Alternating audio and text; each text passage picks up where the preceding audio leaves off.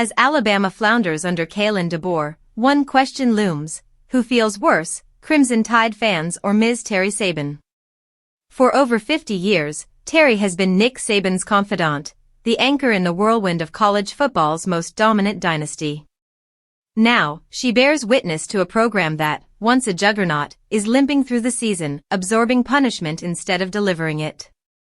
Alabama, once a symbol of perfection and relentless discipline, now looks disorganized, players loafing where once they would have grinded every play. The contrast is stark.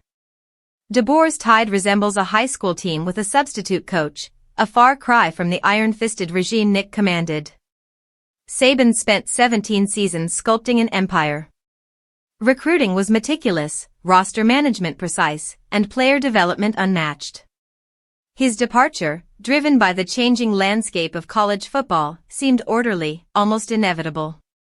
Yet the program's sudden vulnerability underscores what his absence truly means.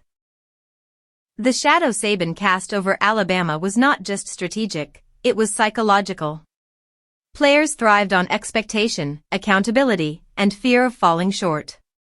That culture, cultivated over decades, cannot be replaced overnight.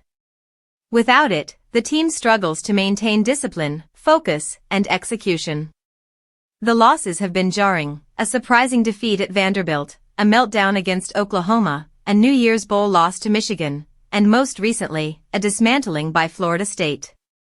Even a program built to withstand the rigors of roster turnover and coaching changes falters when the guiding hand of a legend is removed. Thomas Castellanos, Florida State's transfer quarterback, seemed to sense it, taunting Alabama that Saban wasn't there to rescue them. He wasn't wrong. For Nick, the agony isn't just professional, it's personal. He must reconcile pride in what he built with the helplessness of seeing it unravel. And Ms. Terry, the steady presence beside him, absorbs it all by proxy. She witnesses the frustration, the second-guessing, the guilt Saban feels for leaving the program vulnerable. Every loss is a reminder of the standards they set together, of the excellence expected, and of the void left by his departure. As fans speculate, debate, and lament, Ms. Terry endures a quieter, profound turmoil. She observes the dismantling of a dynasty her husband dedicated decades to, and though she is removed from the gridiron, she feels every agonizing misstep alongside him. Saban's empire is not gone, it remains on paper, in records, and in the players he molded, but without his daily presence, it falters. The Tide's current struggles are as much about culture and leadership as X's and O's. The brilliance of a dynasty lies not just in talent, but in discipline, accountability, and relentless drive, all of which were nurtured by Nick Saban's hand.